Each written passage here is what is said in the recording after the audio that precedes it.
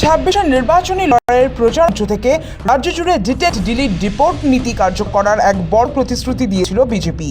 আর বাংলায় ক্ষমতায় বদল ঘটতেই খোদ মুখ্যমন্ত্রী হিসেবে শুভেন্দু অধিকারী সেই নীতিতে শিলমোহর দেওয়ার কথা ঘোষণা করেছিলেন।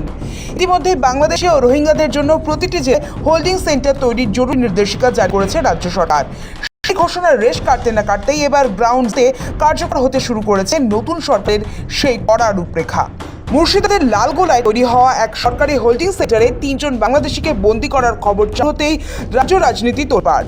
মুখ্যমন্ত্রী শুভেন্দু অধিকারীর সরকার সম্প্রতি নির্দেশিকা জারি করে স্পষ্ট জানিয়ে দিয়েছিল যে অনুপ্রবেশ রুখতে ও চিহ্নিতকরণ প্রক্রিয়া সচল রাখতে রাজ্যের প্রতিটি জেলায় দ্রুত যুদ্ধকালীন তৎপরতায় হোল্ডিং সেন্টার তৈরির কাজ শুরু করতে হবে।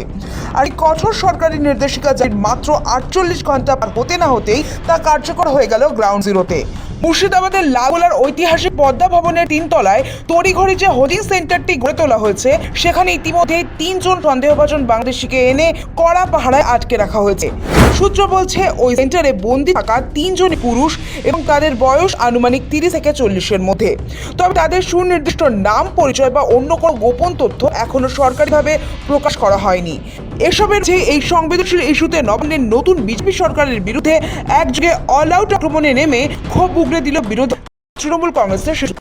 রাজনৈতিক অঙ্গিতে প্রতিহিংসা পরণ হচ্ছে কিনা, হ্যারাস করা হচ্ছে কিনা, এগুলো একটা ঝুঁকি বা নিশ্চিতভাবে থেকে যাবে।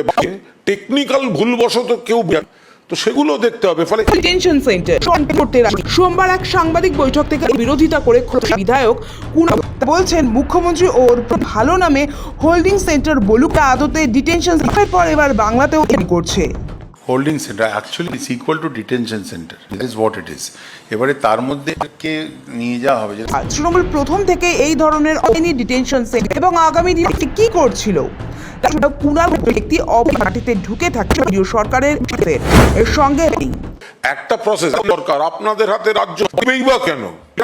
পুরা তো ডবল ইঞ্জিন সরকার, স্টেশন থেকে কি করে রাতারাতি এই সিস্টেম পূর্ণভাবে বৈধ ভোটারদের সরে যাক এবং যাতে ওখান থেকে যদি কেউ বেআইনিভাবে দীর্ঘমেয়াদী আইনি অনুপ্রবেশ হয় আদালত পাঠাবে এবং তার মাধ্যমে জেল থেকে নির্দিষ্ট করা হয়। কিন্তু নতুন ট্রায়াল ছাড়াই এই হোল্ডিং তা নিয়ে বড় ওটা হচ্ছে যে ডিটেনশন ক্যাম্প।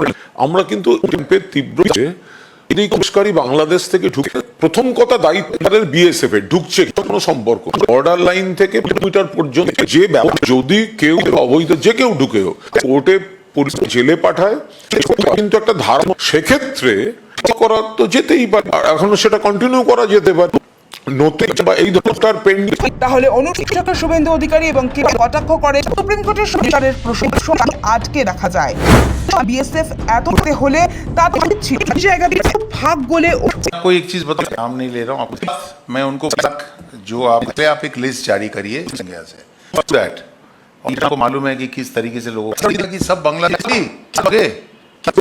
সমস্ত রকম বিএসএফ কে সরকার বদলে সেটাকে আপনাদের বর্ডার ওই হ্যাঁ দেখেছি। দ্যাট ইজ হোয়াট আপনি কারেক্টলি বললেন। কারেক্ট তাকে তো বলে আপনি কতজনকে না দেখাতে পারে কিন্তু বাংলাদেশ থেকে ঢুকে যায় রেকর্ড দিয়ে বাংলাদেশ কড়া পর্যবেক্ষণ নাগরিকদের লেখা দিতে হতে চায় শুভেন্দু লড়াইয়ের জন্ম দিল। আইনি নির্মাণ বিতর্ক হতে গেল পুলিশ ভারতীয় সাধারণ আচমকাই গেল পুলিশ। সুবার রাজনৈতিক নামে পরিচিত হঠাৎই স্থানীয় বাড়ির বেআইনি অঙ্গ পুরসভা অনুযায়ী শেষ অফিসের চিঠি দিয়ে মাঝে উঠে যায় সে বাড়িতে দলটি নিয়মিত পোশাকে বেআইনি নির্মাণ ঘিরে আধিকারিকরা বেরোনোর সময় দেখা যায় তাদের হাতে কারণে অভিষেক যদিও তবে এখনো রাজনৈতিক মহলের এই সব আলোচনা পুলিশকে সরিয়ে নিয়ে যাওয়া